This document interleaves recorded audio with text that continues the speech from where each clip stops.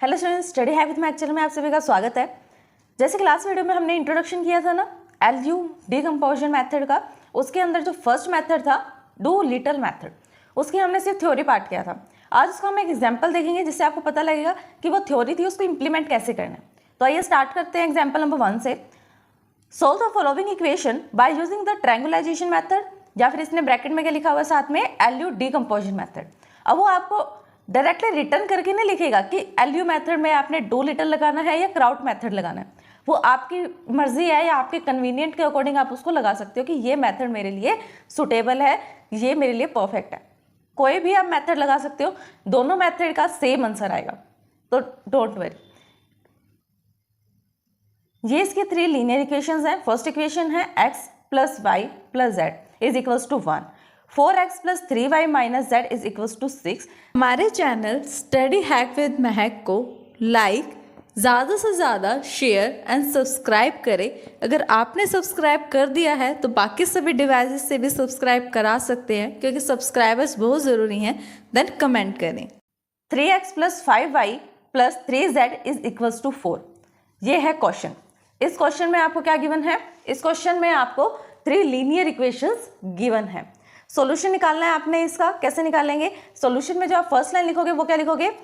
The given system of equation can be written as the matrix form. कि जो first equation आपको दी हुई है, जो इक्वेशंस दी हुई हैं, इसमें आपने क्या करना है, इनको गिवन जो फॉर्म है वो कैसी फॉर्म है, ये जो आपको पहले से ही इक्वेशन गिवन है ये किस फॉर्म में रिटन है? ये एक फॉर्म है, ये ax = b की फॉर्म में रिटन है। लास्ट टाइम मैंने आपको बताया था ना, ए के अंदर जो ए मैट्रिक्स होती है उसमें हम क्या लिखते हैं? सबसे पहली बात, जो ए मैट्रिक्स होती है वो स्क्वायर मैट्रिक्स होती है, और दूसरी कि ए मैट्रिक्स में हम सिर्फ कोफिशिएंट्स को लिखते हैं वेरिएबल के। ए वेरिएबल में सिर्फ कोफिशिएंट्स को लिखेंगे वेरिएबल के। कैसे? फर्स्ट वाली जो रो देखो, फर्स्ट जो इक्वेशन है उसमें देखो एक्स का कोफिशिएंट क्या है?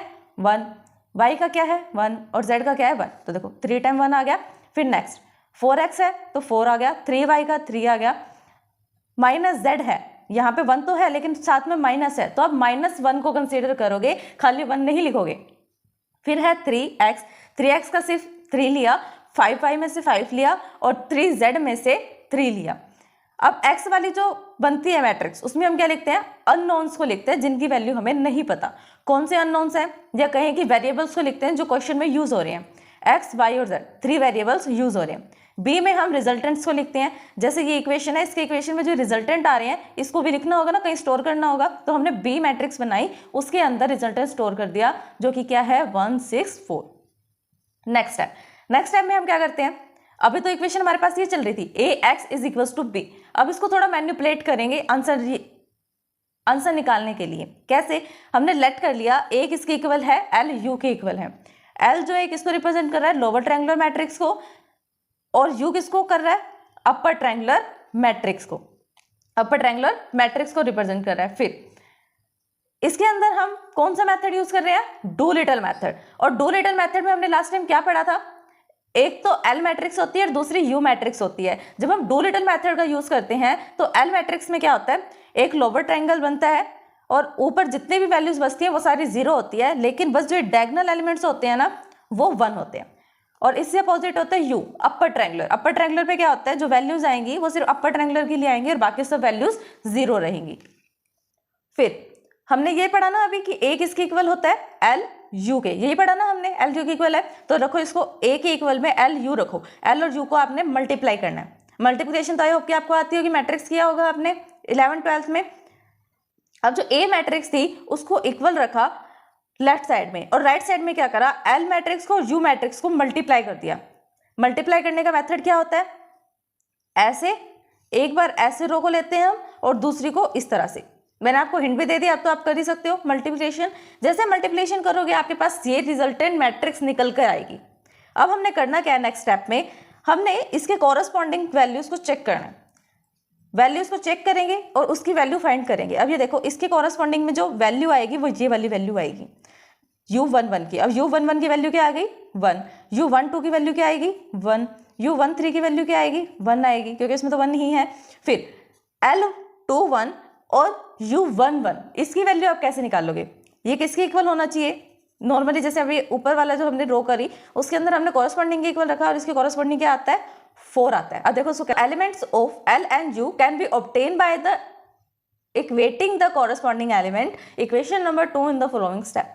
फर्स्ट स्टेप क्या है, कंपेयर करना है the corresponding element of first row. First row का तो हमने आंसर निकाल लिया u11 u11 u12 u13 1 के इक्वल है। नेक्स्ट हम करेंगे फर्स्ट कॉलम, जो फर्स्ट कॉलम है, फर्स्ट कॉलम में 2 वैल्यूज हमें निकालनी है L21 u1 की और L31 u11 की। इसकी वैल्यू कैसे निकाल लोगे, कैसे निकाल रखा है इसने इस वैल्यू को, L21 और u11 इसके कॉरस्पॉन्डिंग में जो वैल्यू गिवन है ए मैट्रिक्स में वो है 4। कैसे सोल्व किया है फिर इसने इसको, u11 की वैल्यू है हमारे पास, ठीक है, यहाँ पे u11 मल्टीप्लाई में है, यहाँ पर ले जाकर उसको डिवाइड में ले आओ, डिवाइड में ले आए, इसकी वैल्यू पुट की, अब इसको डिवाइड करोगे तो 4 ही आएगा, तो इसका आंसर भी मिल गया 4। फिर नेक्स्ट L31 u11 इसके कॉरस्पॉन्डिंग में कौन सी वैल्यू इक्वल में 3 है, यहाँ पे भी u11 की वैल्यू हमें पता है, वैल्यू पुट करो, मल्टीप्लाई में इधर आके डिवाइड में हो जाएगा, डिवाइड करेंगे तो 3 ही आंसर आएगा।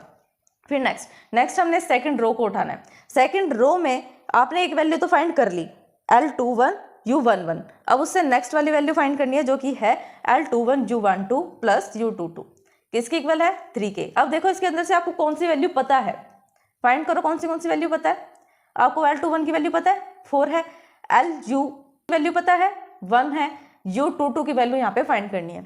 सिंपल है, इसमें इक्वेशन में वैल्यू पुट करो, वैल्यू पुट करने के बाद 3 से माइनस कर दो, 1 से इक्वल आ जाएगा।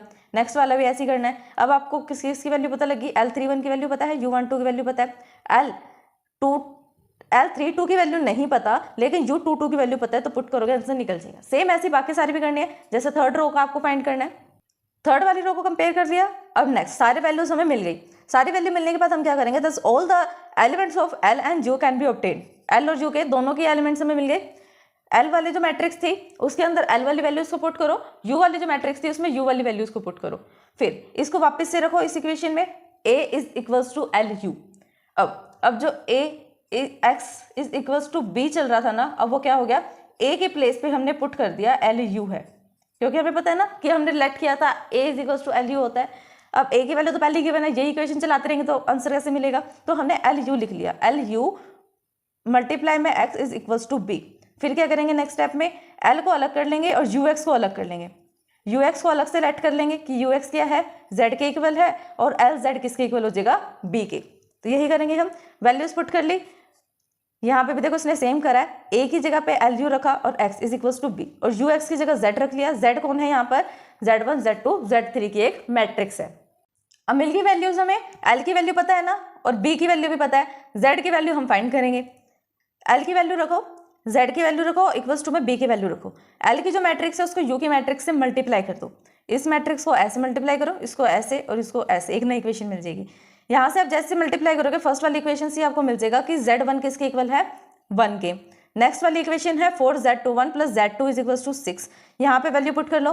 कैसे करोगे, Z1 जो है उसकी वैल्यू 1 पुट करो, 4 को 1 से मल्टीप्लाई करोगे 4 आएगा, plus Z2 is equals to 6, फिर 6 माइनस 4 करोगे 2 आ गया। अब Z2 की वैल्यू भी मिल गई, Z2 की वैल्यू क्या है 2, Z1 पता है, Z2 पता है, 3 की वैल्यू मिल जाएगी, Z1 में रखो 1 और Z2 में रखो यहाँ 2, 3 1 जा 3, 2 2 जा 4, 3 माइनस 4 माइनस 1, जैसे उस साइड लेकर जाओगे तो क्या हो जाएगा यहाँ पर प्लस का 1, 4 प्लस 1 कितना होता है 5, और यहाँ पर Z3 की वैल्यू भी मिल गई, कितनी है 5 है। हमारे चैनल स्टडी हैक विद महक को लाइक, ज़्यादा से ज़्यादा शेयर एंड सब्सक्राइब करें। अगर आपने सब्सक्राइब कर दिया है तो बाकी सभी डिवाइसेस से भी सब्सक्राइब करा सकते हैं, क्योंकि सब्सक्राइबर्स बहुत ज़रूरी हैं। देन कमेंट करें। अब हमें वैल्यूज मिल गई, Z1 1 है, Z2 2 है और Z3 5 है। यहाँ पर वैल्यू पुट कर दो Z मैट्रिक्स में, Z की वैल्यू मिल गई ना। अब हम नेक्स्ट वाली इक्वेशन में इसको पुट कर सकते हैं जो हमने लेट की थी, UX is equals to Z, ये हमने लेट की थी ना इक्वेशन, इसके अंदर अब हम पुट कर सकते हैं ना। चलो करते हैं हम पुट, U वाली मैट्रिक्स लो, X वाली मैट्रिक्स लो, इक्वल्स टू में Z मैट्रिक्स लो, सेम यहाँ पे भी मल्टीप्लाई करो। मल्टीप्लाई करने के बाद ये 3 इक्वेशंस बनेगी, X plus y plus Z is equals to 1, minus y minus 5Z is equals to 2, minus 10Z is equals to 5। यहाँ से आप सबसे पहले तो ये देखा करो, जहाँ पर एक सिंगल वेरिएबल होना किसी भी इक्वेशन में, वहाँ से वैल्यू को फाइंड करना स्टार्ट करो, क्योंकि डबल वाली वैल्यू में आप डायरेक्टली नहीं निकाल सकते। सिंगल वैल्यू क्या होगी, सिंगल है तो सिंगल ही निकलेगी। जैसे लास्ट इक्वेशन है, इससे ऊपर भी हमने निकाला था Z1 की वैल्यू तो डायरेक्ट 1 ही आ गई थी बाय चांस, लेकिन इसमें हमें वैल्यू फाइंड करनी पड़ेगी। -10z is equals to 5। चलो फिर करते हैं वैल्यू को फाइंड। कैसे करेंगे, यहाँ पर -10z इज इक्वल्स टू 5 लिखा हुआ है ना, यहाँ पर हम इसको क्या कर सकते हैं, मल्टीप्लाई की जगह डिवाइड में ला सकते हैं। डिवाइड में ले आए, -5 डिवाइड बाई 10, डिवाइड करोगे तो -1/2, z का आंसर मिल गया। z का आंसर मिल गया। फिर देखो जहाँ पर z और उसके साथ कोई एक वेरिएबल हो, 2 वेरिएबल में तो हमें दूसरा भी चाहिए ना वेरिएबल। सेकंड इक्वेशन जो है, इक्वेशन नंबर 6, उसके अंदर देखो -y -5z is equals to 2 है। ठीक है, हमें z की वैल्यू पता है, z की वैल्यू हम पुट करेंगे तो y की निकल जाएगी। पुट करने के बाद y की वैल्यू भी आ गई 1/2। अब इक्वेशन नंबर रह गई 5, जहाँ से x की वैल्यू मिलेगी। y की वैल्यू पता है, z की वैल्यू पता है, निकाल के हम x की वैल्यू निकाल सकते हैं, जो कि हमने निकाल ली, वो है x इज इक्वल्स टू 1।